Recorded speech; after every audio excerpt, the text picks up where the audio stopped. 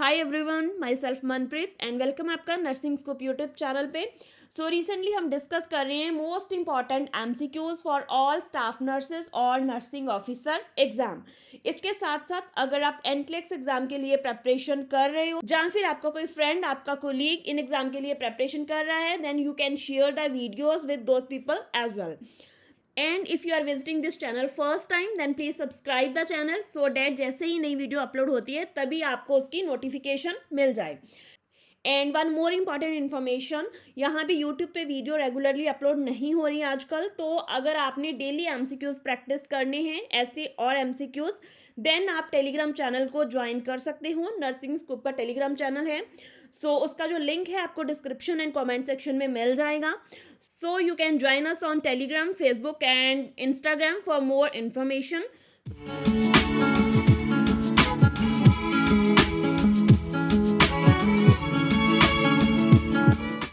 चलिए इसी के साथ ही स्टार्ट करते हैं आज की वीडियो का फर्स्ट क्वेश्चन. एंड अगर आपको वीडियो एंड तक यूजफुल लगे देन इस चैनल की सपोर्ट के लिए आप वीडियो को लाइक कर सकते हो एंड चैनल को ज़्यादा से ज़्यादा शेयर कर सकते हो. जो फर्स्ट क्वेश्चन है that is from the gastrointestinal system and question is about the Crohn disease.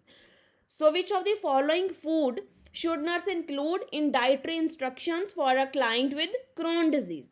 कौन सा फूड देना है if the patient is suffering from this disease. Crohn disease सबसे पहले क्या है ये आपको पता होना चाहिए. Crohn disease is the condition of the gastrointestinal system in which there is a inflammation of the bowel. Specially this affect the terminal ileum. ठीक है. अभी क्या है, टर्मिनल इलियम जहाँ जो बॉवल है उसकी इन्फ्लेमेशन हो चुकी है. तो आपको कौन सा फूड देना है, आपको वो फूड देना है जिससे जो वो पार्ट इफेक्टेड है उसको थोड़ी सी रेस्ट मिल सके. मीन्स कि आपको यहाँ पे देना है लो फाइबर फूड. ठीक है.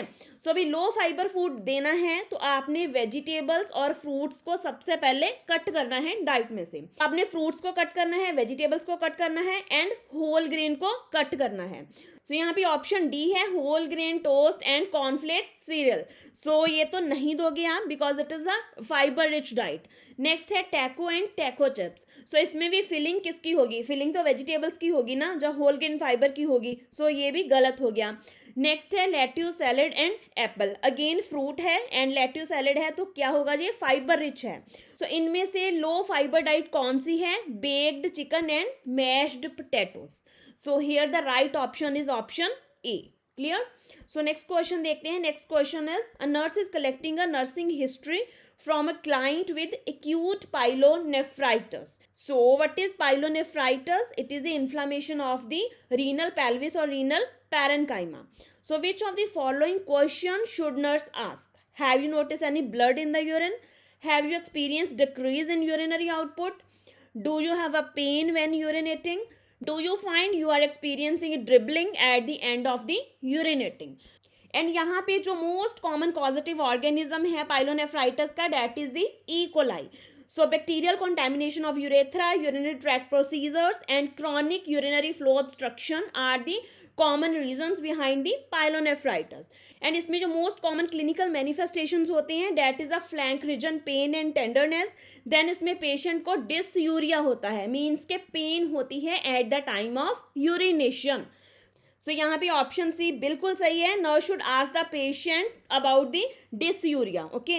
देन इसके साथ साथ और इसके जो इंपॉर्टेंट क्लिनिकल मैनिफेस्टेशन आपको पता होने चाहिए that is the पायूरिया and protein urea. ठीक है. एंड प्रोटीन यूरिया होने की वजह से जो पेशेंट को हम लो प्रोटीन डाइट रिकमेंड करते हैं in case of pyelonephritis.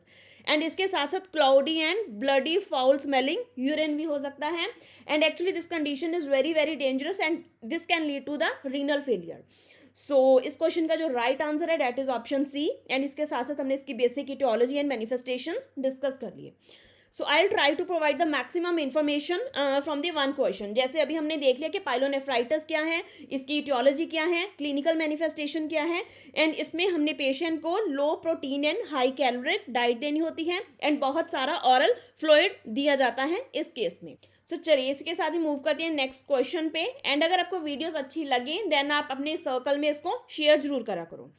Next question is the nurse is caring for a client experiencing the renal colic associated with the nephrolithiasis. Means के renal stone है. Which of the following nursing measures should receive priority in client plan of care? So patient को यहाँ पे renal pain हो रही है and nephrolithiasis है, means की किडनी स्टोन है. सो फर्स्ट प्रायोरिटी क्या बनेगी? Strain the urine, administer the morphine sulphate, option C is monitor the intake output and option D is encourage the ambulation. So यहाँ पे पेशेंट को renal pain हो रही है, जो कि पेन बहुत सीवियर होती है इस कंडीशन में. तो यहाँ पे जो फर्स्ट प्रायोरिटी एक्शन बनेगा that is to administer the analgesic. So सबसे पहले आपने मॉर्फिन सल्फेट देना है. अदरवाइज जो बाकी इंटरवेंशन है वो भी सही है, बट यहाँ पे आपको पूछा है कि प्रायोरिटी क्या है, सबसे पहले क्या करोगे.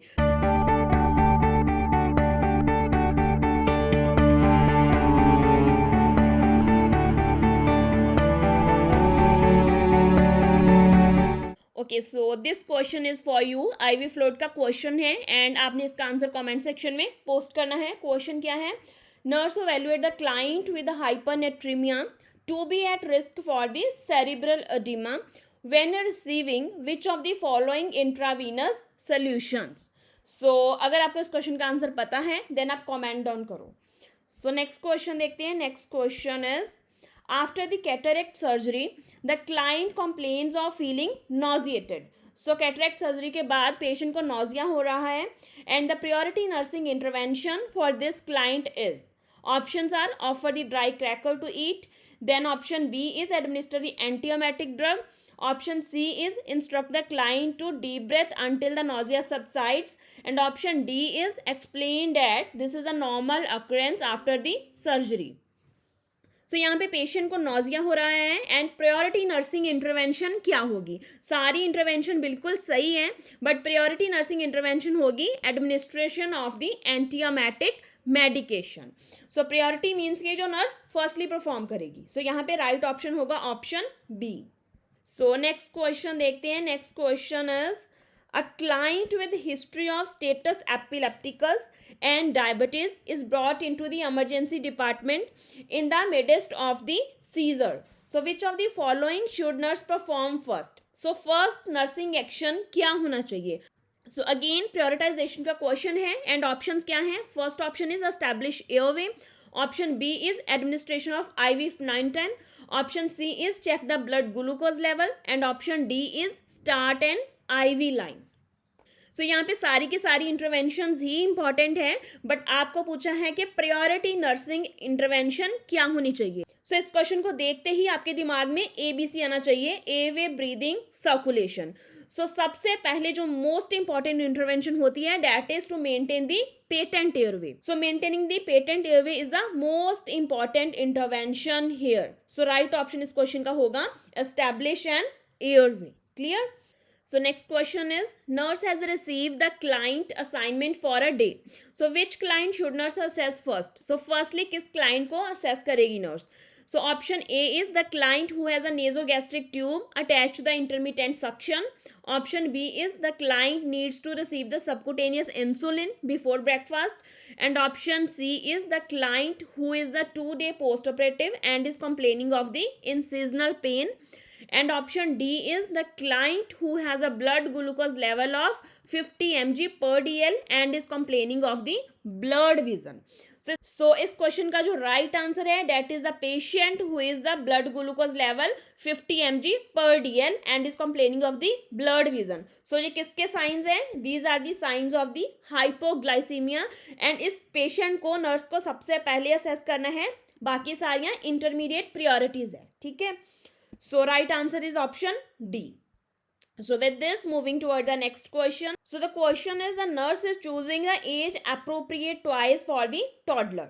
So which toy is the best choice for this age? Puzzle, toy soldiers, then large stacking blocks and option D is the card game with large picture. So जो option D है card game with large picture, so this actually require the cooperative play and this is the most appropriate for the school age child. So ये option तो यहाँ पे गलत हो गया.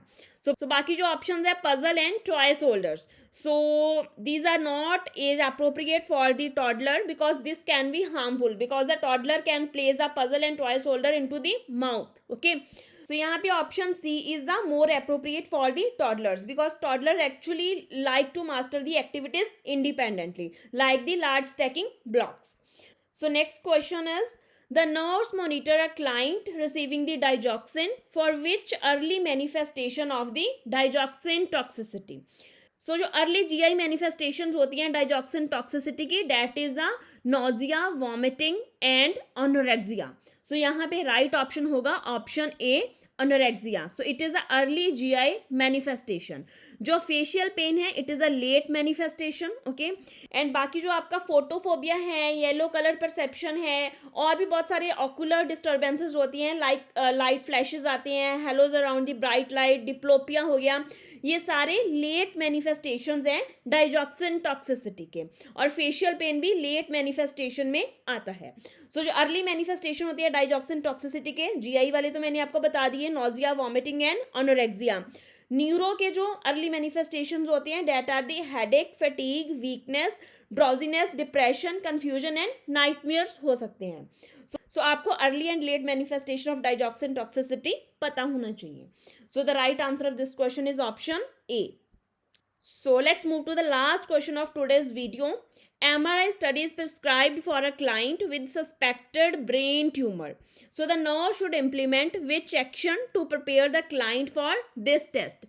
So यहाँ पे पेशेंट की MRI हो रही है एंड नर्स ने किस चीज के लिए पेशेंट को प्रिपेयर करना है. सो यहाँ पे आई थिंक इस क्वेश्चन का आंसर सबको पता होगा. अगर MRI होती है देन आपने रिमूव करने होते हैं all metallic objects from the client. ठीक है, like ring, bracelet, hair pin, watch, अगर जो भी मेटेलिक है वो आपने रिमूव करना होता है.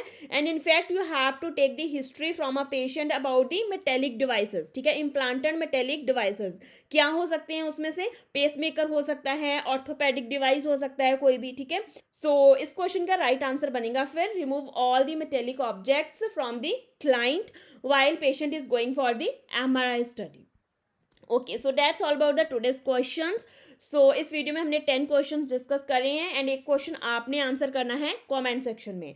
सो अगर आपको वीडियो यूजफुल लगी then for my support you can like the video, you can provide your feedback in the comment section, and yeah, you can share the video within your circle. And if you want to attempt daily more questions like this then आप Telegram channel को follow कर सकते हैं. Link आपको description and comment section में मिल जाएंगे.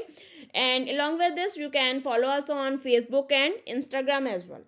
So चलिए इसी के साथ वीडियो के यहाँ पे एंड करते हैं. So we'll see you in my next video very soon. So stay connected with Nursing Scope and thank you so much for watching.